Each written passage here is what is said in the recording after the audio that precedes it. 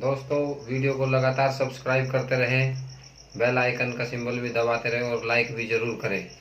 Past indefinite tense को बनाने का नियम हम पहुंच गए पास्ट इंडेफिनिट टेंस में। सबसे पहले हमें टेंस की पहचान पता होनी चाहिए। इन वाक्यों की पहचान, जिन वाक्यों के अंत में ता था, ती थी, ते थे आदि शब्द आए और इन वाक्यों के अंत में आ, ई और ए की आवाज भी आएगी। आ, ई, ए की आवाज आए।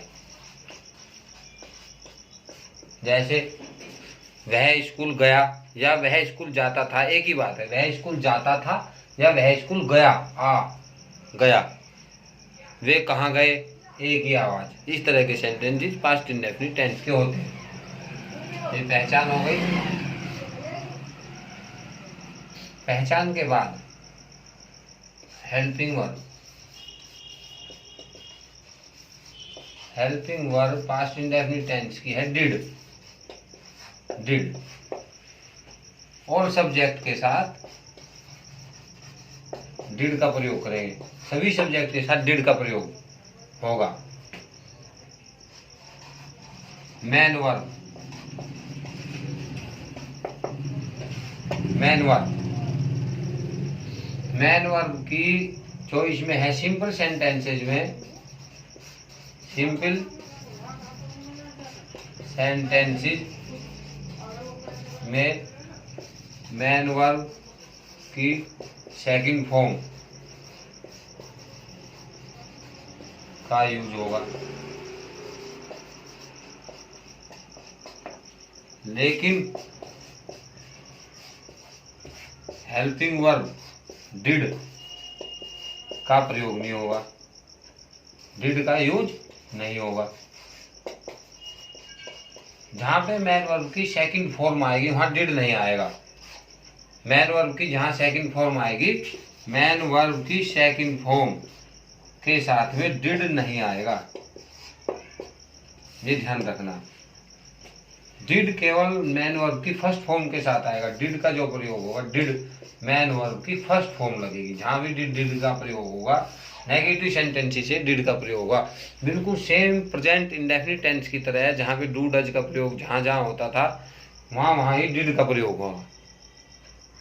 प्रेजेंट इंडेफिनिट टेंस में एस या एस जुड़ता था मैन वर्ब में, यहाँ पे मैन वर्ब की सेकंड फॉर्म आएगी और वहां डिड नहीं लगाएंगे। और जहां डिड लगेगा वहां मैन वर्ब की फर्स्ट फॉर्म आएगा। जैसे सिंपल सेंटेंसेस को बनाने का नियम। सिंपल सेंटेंसेस को अंग्रेजी में बनाने का नियम।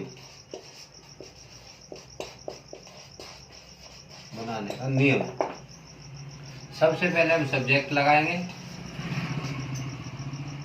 मैन वर्ब की सेकंड फॉर्म, हेल्पिंग वर्ब का भी यूज नहीं होगा, और ऑब्जेक्ट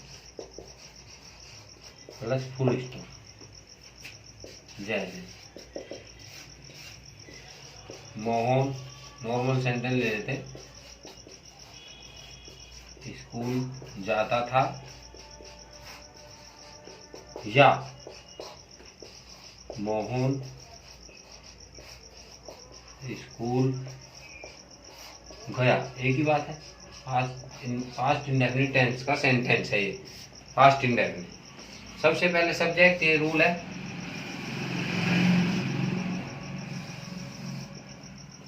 सब्जेक्ट मोहन,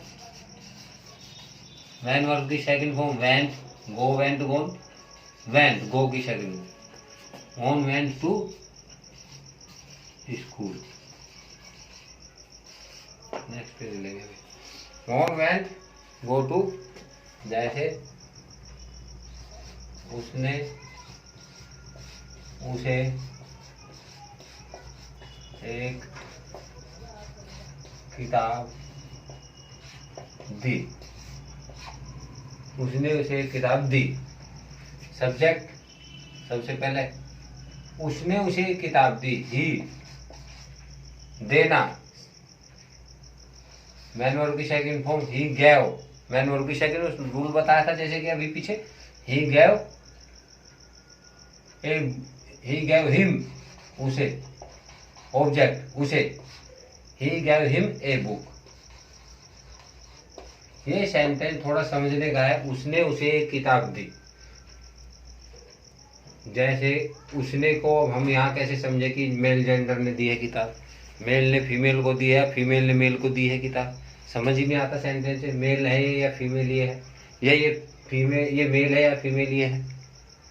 उसने उसे एक किताब दी, कौन सा इसमें मेल फीमेल है, तो इसको हम उसने पता ही नहीं लग रहा, तो शी गैव भी बना सकते हैं, she gave him a book, ऐसे बना सकते हैं, she gave him a book, he भी लगा सकते हैं, शी भी लगा सकते हैं। इस सेंटेंस से क्लियर नहीं हो रहा है, चल, she gave him a book. अब यहाँ पे मान लो हमने मेल जेंडर लिया, किताब मेल को ही दी गई, फीमेल लिया, मेल को ही किताब दी। यहाँ पे फीमेल के लिए बना सकते हैं, she gave her a book, उसने एक किताब दी। इस सेंटेंस को थोड़ा समझने की कोशिश करना, she gave her a book, sentence को समझने की थोड़ा कोशिश करना। यहाँ पे हमने फीमेल लिया, फीमेल ने मेल को दी, फीमेल ने फीमेल को बुक दी, सेंटेंस से क्लियर नहीं हो रहा इससे, लेकिन हम बना सकते हैं ऐसे भी। और लेकिन मॉडर्न में क्या है कि हम इसको भी हिम ही लिख सकते हैं, हिम, किताब मेल को दी हो या फीमेल को दी हो, हिम को ही यूज करते हैं ऑब्जेक्ट के केस में, उसे की अंग्रेजी को हम हिम ही लिखते हैं मॉडर्न इंग्लिश में, लेकिन हर भी गलत नहीं है, हर भी लिख सकते हैं। अब ये मैंने समझाया था डायरेक्ट ऑब्जेक्ट इनडायरेक्ट ऑब्जेक्ट। यदि कोई ए बुक को पहले लेता है, ये डायरेक्ट ऑब्जेक्ट है इसमें ए बुक, और इनडायरेक्ट ऑब्जेक्ट ये है। इस सेंटेंस में हिम क्या है, इनडायरेक्ट ऑब्जेक्ट, इनडायरेक्ट ऑब्जेक्ट, और a book direct object, direct object. Him living, the indirect object होता है लिविंग, सजीव। ये समझना, ये याद करने की चीज बहुत अच्छी याद करने की चीज, सजीव होता है लिविंग, हिम इनडायरेक्ट ऑब्जेक्ट बोलते हैं लिविंग। नॉन लिविंग निर्जीव जो होते हैं, निर्जीव, ये पहले टॉपिक में मैंने समझाया था, लेकिन रिपीट करना अच्छा रहता है। निर्जीव, नॉन लिविंग जिनमें जीव ना हो, non living object direct object बोलते हैं। ए बुक जो इसमें नॉन लिविंग ऑब्जेक्ट है। यदि हम डायरेक्ट ऑब्जेक्ट को पहले लेते, सेंटेंस खोलो इसी को, ही गैव हिम, हिम को हम भी छोड़ दो, इसको लो डायरेक्ट ऑब्जेक्ट पे, ही गैव ए बुक, मैंने डायरेक्ट ऑब्जेक्ट अब की बार पहले लिया, he gave a book to him, to लगा देंगे।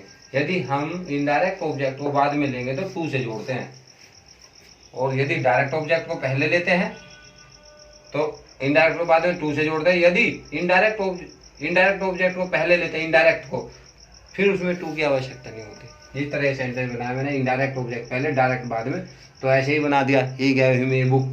लेकिन यदि मैं ए बुक को पहले लूंगा, डायरेक्ट ऑब्जेक्ट निर्जीव को पहले लूंगा और सजीव को बाद में, हिंदी में बता रहा हूँ, यदि मैं निर्जीव को बाद में लूंगा, पहले लूंगा निर्जीव को और सजीव को बाद में टू लगाएंगे।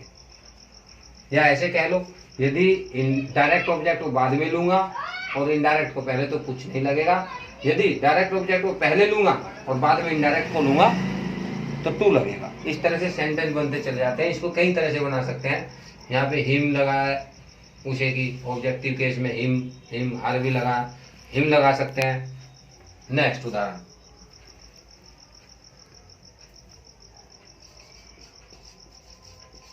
मोहन ने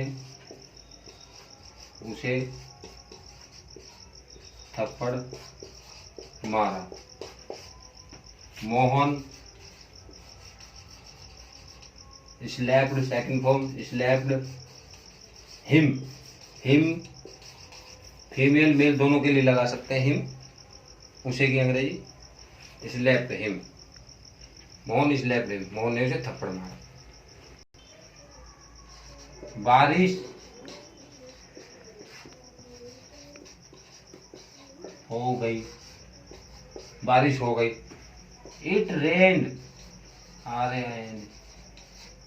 it rain, full stop full stop. It रेन्ड, बारिश हो गई। सर्दी गर्मी मौसम के लिए सब्जेक्ट अपने पास से लाएंगे इट, बारिश होने को रेन बोलते, इट रेन, बारिश हो गई। दोस्तों वीडियो को लगातार सब्सक्राइब करते रहे। Thank you.